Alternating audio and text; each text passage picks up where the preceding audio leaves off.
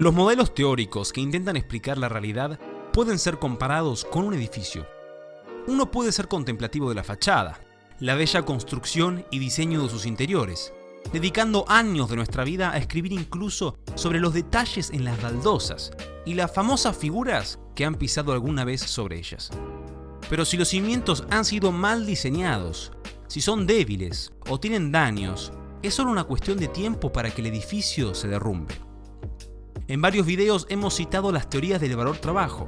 Entender este asunto es de suma importancia, porque es uno de los cimientos sobre el cual Marx, Proudhon y otros autores socialistas construyeron su edificio analítico.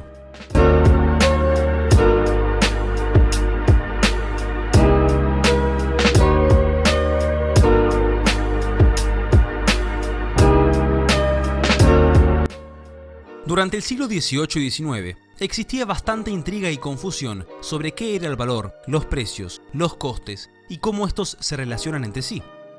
En el Reino de Gran Bretaña, Adam Smith y David Ricardo, los máximos exponentes de la llamada Escuela Clásica de Economía, intentaron solucionar este paradigma. Adam Smith conceptualiza que el valor de un bien económico proviene de la cantidad de trabajo que éste lleva incorporado. Famosamente ejemplifica: si en una nación de cazadores, por ejemplo, cuesta habitualmente el doble de trabajo cazar un castor que un ciervo, un castor debería naturalmente intercambiarse por, o valer, 2 ciervos. En el estado avanzado de la sociedad, estas compensaciones por esfuerzo y destreza se hallan comúnmente incorporadas en los salarios de trabajo. El trabajo mide el valor no solo de aquella parte del precio que se resuelve en el trabajo, sino de la que se resuelve en la renta y la que se resuelve en el beneficio. 41 años después, David Ricardo, en su obra Principios de Economía Política y Tributación, descarta varios razonamientos de Smith e intenta completar ciertos conceptos que parecían ser muy imprecisos. Así, Ricardo distingue los bienes que son reproducibles y aquellos que no lo son. Los primeros dependen de la cantidad de trabajo necesario, mientras que los segundos, por ejemplo, una obra de arte, dependen de la escasez. Ricardo hace un particular énfasis en las rentas y los salarios. Para Ricardo, el beneficio nace de la diferencia entre la cantidad de trabajo requerida para producir las subsistencias de la fuerza de trabajo y la cantidad total producida por esta fuerza. De todas maneras, Smith y Ricardo no pudieron explicar la totalidad de sus proposiciones. De hecho, se resignaron ante varias dificultades que habían encontrado. Una de ellas fue la paradoja del valor. Al distinguir el valor de uso de un valor de cambio, ocurría algo extraño. Adam Smith se preguntaba: el agua es uno de los bienes más útiles que existen, sin embargo, su valor de cambio es bajísimo. Los diamantes, por otra parte, tienen un escaso valor de uso, pero tienen un valor de cambio altísimo. Esto a Smith le daba dolores de cabeza. Luego de la obra de Ricardo nació de esta un numeroso grupo de pensadores anticapitalistas que se los suele llamar socialistas ricardianos. Figuras como Thomas Hodgkin y William Thomson son los primeros en desarrollar las teorías de la explotación, conceptos que eran deducibles o directamente implícitos en la obra de Smith y Ricardo. El razonamiento que hacen estos pensadores es el siguiente: si el valor de la inmensa mayoría de bienes económicos proviene del trabajo, entonces, ¿de dónde viene la ganancia del capitalista? Evidentemente, cuando un capitalista contrata a un empleado y éste produce un bien, el trabajador no está recibiendo el valor íntegro de lo que produce. Esa parte se está yendo a las ganancias del capitalista. En otras palabras, el capitalista le está robando a los trabajadores las ganancias que les corresponden. La conclusión de estos pensadores es que el capitalismo es injusto, porque la explotación es una característica intrínseca de sus métodos de producción. Por esta razón, expropiar a los capitalistas y buscar métodos alternativos de producción podría llegar a ser una buena idea. Pierre-Joseph Proudhon propone todo un sistema político en base a esta idea. Johann Karl Rodbertus intenta formalizar una teoría de la explotación. Y finalmente llegamos a Karl Marx. Marx, como economista, es la mera continuación de esta línea que comienza con Smith y Ricardo. En la primera oración del tomo 1 del Capital, Marx comienza afirmando que la sociedad capitalista puede verse como un inmenso arsenal de mercancías y que nuestra investigación arranca en el análisis de la mercancía. Marx describe que una mercancía tiene un valor de uso, que corresponde a su utilidad, y un valor de cambio que se describe cuantitativamente y se manifiesta en el intercambio. Él se pregunta, ¿de dónde viene el valor de cambio de una mercancía? Aquí, él seguirá el pensamiento de Aristóteles, asumiendo que debe existir un factor común, una magnitud igual en el cambio que permita comparar su valor. Hay que reducirlos necesariamente a un algo común respecto al cual representen un más o un menos.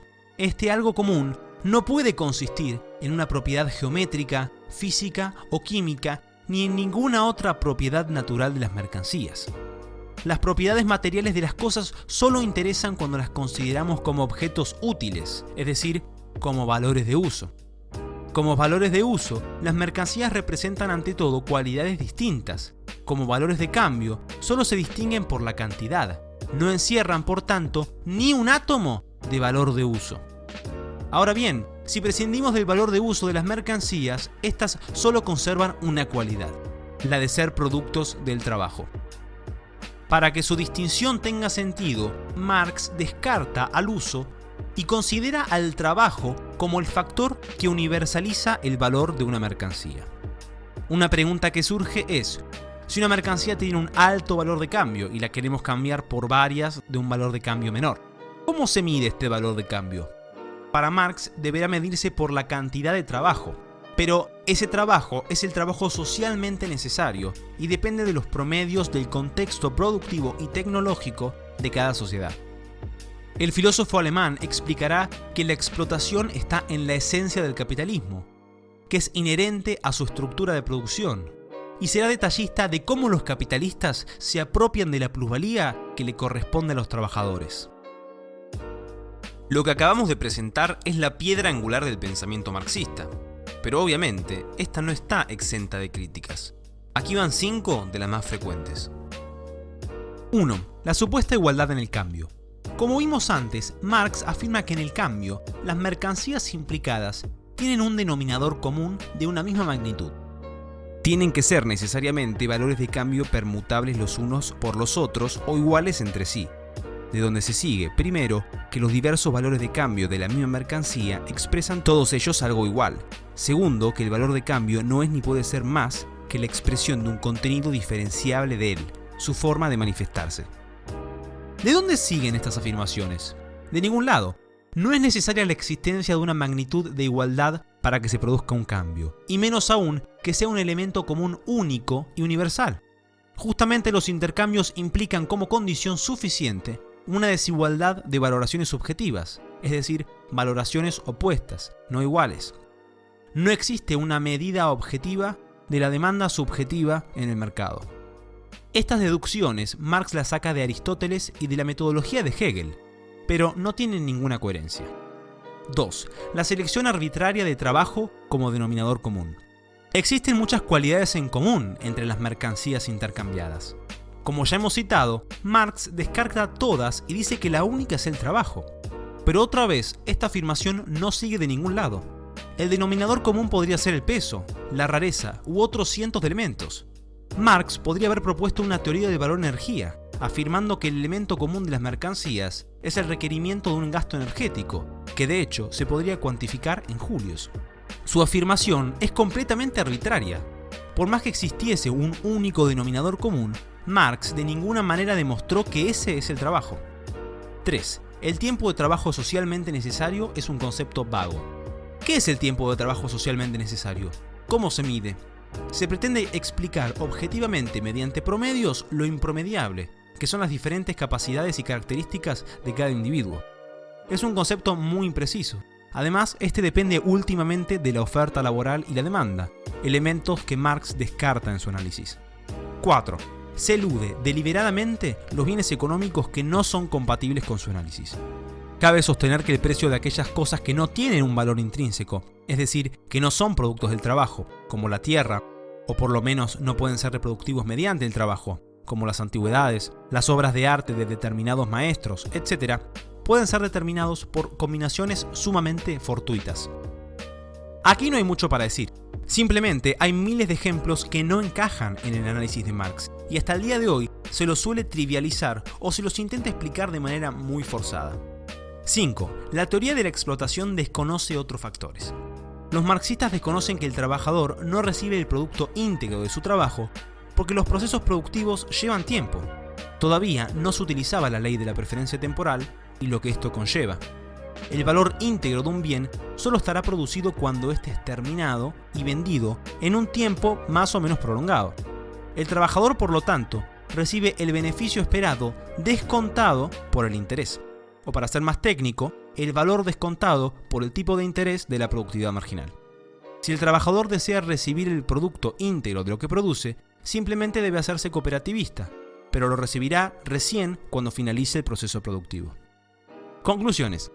¿Representan estas críticas el fin del marxismo? Es evidente que afirmar que la teoría marxista es válida tiene sus dificultades.